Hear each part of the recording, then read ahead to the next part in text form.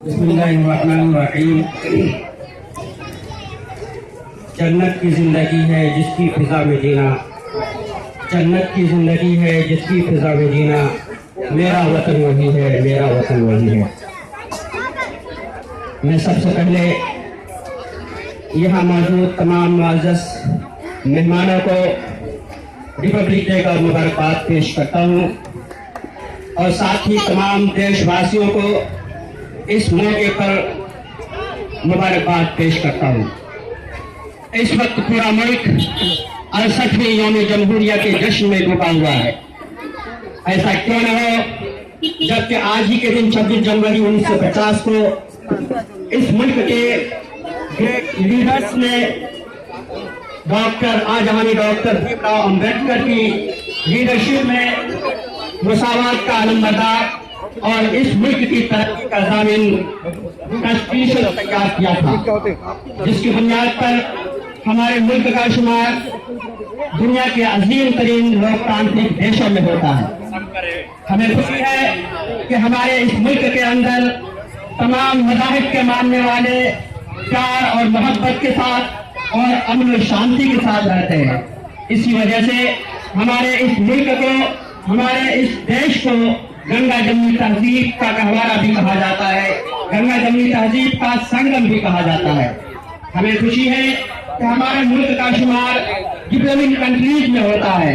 हमें खुशी है कि हमारा मुल्क काफी तेजी के साथ तालीम और टेक्नोलॉजी में तरक्की कर रहा है। हमें खुशी है कि हमारे मुल्क में हर एक शहरी को मुकम्मल हक दिया गया है। मेरे दोस्तों, मैं यहाँ ये बात बतलाना चाहता हूँ कि आजाद हिंदुस्तान के मेहमानों ने, आजाद हिंदुस्तान के बनाने वालों ने अपनी आंखों में एक पुरअमन, यूनाइटेड और तरक्की याफ्ता मुल्क का ख्वाब देखा था। उन्होंने ये चाहा था कि हमारा मुल्क ऐसा मुल्क बने जहां सब लोग एक दूसरे के दुख दर्द में शरीक हो, जहां का हर शहरी तालीम याफ्ता हो, जहां का हर शहरी, हर सिटीजन पढ़ा लिखा हो, जहां चोरी ना हो, जहां डाका जमी ना हो। जिस मुल्क, ऐसे मुल्क का ख्वाब देखा था जहां करप्शन और बदगुमानी ना हो।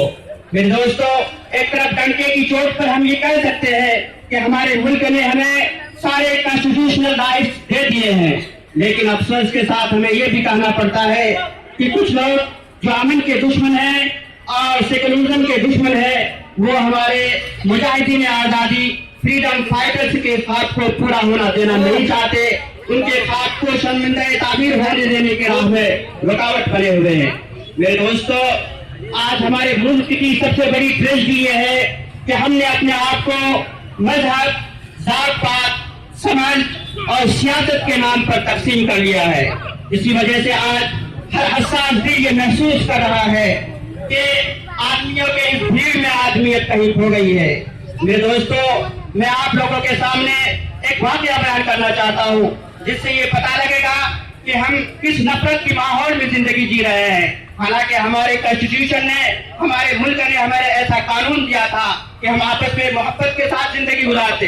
मैं वाकया ये बताना चाहता हूँ कि अभी चंद महीने पहले टीवी पर, प्रिंट मीडिया में, इलेक्ट्रॉनिक मीडिया में लोगों ने देखा कि ओडिशा का एक शख्स दाना मांझी, जो दलित तबके से ताल्लुक रखता था, उसकी वाइफ बीमार पड़ गई तो उसको हॉस्पिटल में लेकर के गया। उसकी बीवी टीवी के मंच में मुब्तला थी, उसका वहां पर इलाज हुआ, लेकिन उसकी बीवी जिंदगी की जंग हार गई और वो मर गई। फिर उसके बाद क्या होता है कि उस बेचारे के पास, उस दलित के पास, दाना मांझी के पास इतने पैसे नहीं होते हैं कि वो प्राइवेट गाड़ी का इंतजाम कर सके और अपनी बीवी के डेड बॉडी को अपने घर ले जा सके। इसलिए वो हॉस्पिटल के वर्करों से दरखास्त करता है कि मेरे बीवी के लिए एम्बुलेंस का इंतजाम कर दो, हॉस्पिटल में जो एम्बुलेंस है वो मुझे दे दो। लेकिन सिर्फ इस वजह से कि वो गरीब है, वो दलित है और वो कमीशन नहीं दे सकता, उसके लिए जो है इसको एम्बुलेंस देने से मना कर दिया जाता है। फिर वो बेचारा मजबूर होकर के उसको अपनी बीवी की लाश को, अपनी डेड बॉडी को उसको अपने घर लेकर जाना है। तो वो क्या करता है कि अपनी बीवी की लाश को, अपनी वाइफ की डेड बॉडी को अपने कंधे पर उठाता है और उसको लेकर चल पड़ता है। परेशानी की बात यह भी थी कि उसका घर हॉस्पिटल से करीब नहीं था, बल्कि 60 किलोमीटर दूरी के पर था। वो अपनी बीवी की लाश को कंधे पर उठाता है और सड़क पर चल पड़ता है, और चूंकि लाश काफी होता है उस बदन की वजह से वो जगह जगह पर सड़क के किनारे बैठता है, अपनी बीवी की लाश को रखता है और फिर उसके बाद सांस बहाल करने के बाद आगे बढ़ जाता है। मेरे दोस्तों, इसका सबसे जो है कर्बनाक मंजर, सबसे अफसोसनाक पहलू ये था कि उसके साथ उसकी 12 साल की बेटी भी थी। वो इस मंजर को देखकर, बाप की बेबसी को देखकर और माँ की लाश को देखकर रो रही थी। इसी तरीके से वो कंधे पर लाश उठाए हुए 10 किलोमीटर तक चल जाता है। ऐसा नहीं है कि इस दरमियान में लोग नहीं आते हैं और उसको नहीं देखते हैं, सब उसको देखते हैं, लेकिन ये ज्यादा से ज्यादा ये करते हैं कि सब लोग अपने मोबाइल के कैमरे में उसका वीडियो बनाते हैं, लेकिन कोई उसकी मदद के लिए आगे नहीं बढ़ता है। लेकिन जब 10 किलोमीटर पहुंच जाते हैं, कुछ जर्नलिस्ट हजरात, कुछ सहाबी हजरात आगे आते हैं और उनसे पूछते हैं कि आपका मसला क्या है, आपकी परेशानी क्या है, तो वो बताता है। फिर वो लोग उसके लिए गाड़ी का इंतजाम करते हैं। मेरे दोस्तों, मैंने ये वाकया इस वजह से बयान किया है ताकि हमें मालूम हो जाए कि हम किस तरीके से नफरत के माहौल में जिंदगी गुजार रहे हैं, हालांकि हमें मोहब्बत के माहौल में जिंदगी गुजारना चाहिए। इस मुल्क के कॉन्स्टिट्यूशन ने हमें यही तालीम दी है, हमें यही टीचिंग दी है। मेरे दोस्तों, मैं ये बताना चाहूंगा कि तारा मांझी जो शख्स था वो तनिक पाक में था, इंसान पहले था। हमें इंसानियत की बुनियाद पर उसकी मदद करनी चाहिए। मेरे दोस्तों, इस मुल्क के लिए कुर्बानी सबने दी है, इस मुल्क पर सबका बराबर हक है, किसी को हम उसके हक से महरूम नहीं कर सकते। सिर्फ इस वजह से किसी को उसके हक से महरूम नहीं कर सकते कि ये शख्स दलील है, ये शख्स गरीब है, या ये शख्स अमीर है, ये हिंदू है, ये मुसलमान है। मेरे दोस्तों, इस मुल्क के लिए हिंदुओं ने भी कुर्बानी दी है, इस मुल्क के लिए मुसलमानों ने भी कुर्बानी दी है, इस मुल्क के लिए सिख ने भी कुर्बानी दी है, इस मुल्क के लिए ईसाइयों ने भी कुर्बानी दी है, इस मुल्क के लिए गरीबों ने भी कुर्बानी दी है, इस मुल्क के लिए अमीरों ने भी कुर्बानी दी है। और मेरे दोस्तों, हम किसी भी मजहब के मानने वाले हो सकते हैं, लेकिन हम सब हिंदुस्तानी है। हिंदुस्तानी होने के एतबार से हम लोग एक है, और हमारा मजहब जो है किसी से नफरत करना नहीं सिखाता है। बहुत पहले अल्लामा इकबाल ने कहा दिया था, नफरत आपस में पैदा, हिंदी है, हम वतन है, हिंदू सिखा हमारा, मजहब नहीं सिखाता आपस में पैर रखना, मजहब नहीं सिखाता आपस में पैर रखना, हिंदी है, हम वतन है, हिंदू सिखा हमारा। मेरे दोस्तों, मैं मुख्तसर में अपनी बात खत्म करूंगा, साथ ही साथ मैं एक बात ये हाल से करना चाहता हूँ, क्योंकि मैंने अपने एक्सपीरियंस की बुनियाद पर ये देखा है। आज ये होता है, हमें ये मालूम है इस मुल्क के लिए कुर्बानी, और इस मुल्क के लिए जो फ्रीडम फाइटर्स थे वो किसी एक जात से नहीं थे, किसी एक मजहब से नहीं थे। लेकिन आज क्या हो रहा है, अगर कोई हिंदू है तो अपने बच्चे को सिर्फ हिंदू फ्रीडम फाइटर्स के नाम बताता है, अगर कोई मुसलमान है तो अपने बच्चे को सिर्फ मुस्लिम फ्रीडम फाइटर्स के नाम बताता है, अगर कोई सिख है तो अपने बच्चों को सिख फ्रीडम फाइटर्स के नाम बताता है।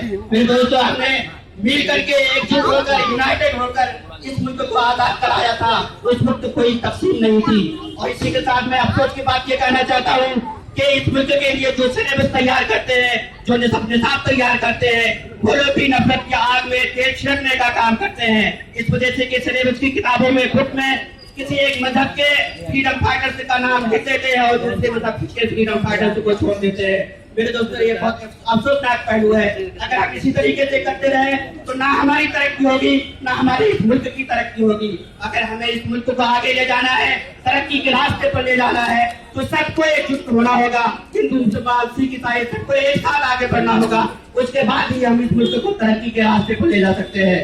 मैं आखिर में मेरे दोस्तों ये बात कहूँगा कि हमारे मुल्क का कॉन्स्टिट्यूशन बहुत ही खूबसूरत है। इसमें तमाम लोगों को हुकूक दे दिए गए हैं, इसमें तमाम लोगों को हुकूक दे दिए गए हैं। अगर किसी वजह से आज किसी को उसका हक नहीं मिल रहा है तो उसको मायूस होने की जरूरत नहीं है, आज नहीं तो कल उसको उसका हक जरूर मिल जाएगा। हिंदुस्तान के आर्टिकल 16 में यह बात कही गई है कि सरकारी मुलाजमत के अंदर, सरकारी नौकरियों के अंदर मजहब, जात पात के नाम पर कोई तासुब नहीं बरता जाएगा, कोई भेदभाव नहीं किया जाएगा। आर्टिकल 29 के अंदर ये बात कही गई है कि इस मुल्क के अंदर जितनी कम्युनिटीज रहती है उनको अपने स्कूल खोलने की इजाजत है, उसको अपने मजहब पर अमल करने की इजाजत है और उसको अपनी तहजीब की बका के लिए काम करने की इजाजत है। आर्टिकल 25 और 28 में आजादी मजहब की जमानत दी गई है और आर्टिकल 30 के अंदर इस मुल्क में अक़लियतों के अंदर अक़लियतों के हुकूक की जमानत दी गई है। इसी वजह से हमारा ये मुल्क सेकुलर मुल्क कहलाता है। मेरे दोस्तों, आखिर में मैं ये कहूँगा कि अगर हमने अपने इस मुल्क के लिए जो आंखों में ख्वाब सजाए हैं, अगर हम उसको साकार करना चाहते हैं, सपने को शर्मिंदा ताबीर करना चाहते हैं, تو ہمیں مل کر انت تک کوشش کرنی ہوگی. آئیے ہم یہ امید کریں کہ 68ویں یوم جمہوریہ کی یہ صبح ہمارے لیے امید کی نئی کرن لے کر نمودار ہوئی ہے, اور ہم یہ عہد کریں, اعلان کریں کہ نفرت کو مٹائیں گے, نفرت کو مٹائیں گے, محبت کو پھیلائیں گے, محبت کو پھیلائیں گے, اور اپنے اس دیش کو, اپنے اس ملک کو ترقی کے راستے پر لے جائیں گے. اسی پر میں اپنی بات ختم کرتا ہوں. انقلاب زندہ باد. اس کے بعد میں ہمارے گیسٹ کو جانا ہے, اور جلدی بھی ہے, ٹائم بھی کم ہے, چونکہ فلیگ ہوسٹنگ کا ٹائم بھی بہت لمیٹڈ ہوتا ہے. تو 2 منٹ کے لیے اپنا یہ بچہ ہے, انہیں محلے کا بہت پیارا بچہ ریانش, وہ کچھ اپنے سامنے کچھ بہت اچھا کچھ اسٹینڈ اپ کامیڈی کے ساتھ کچھ پیش کرے, ایک اچھا میسج بھی پیش کرے. ریانش آپ آؤ.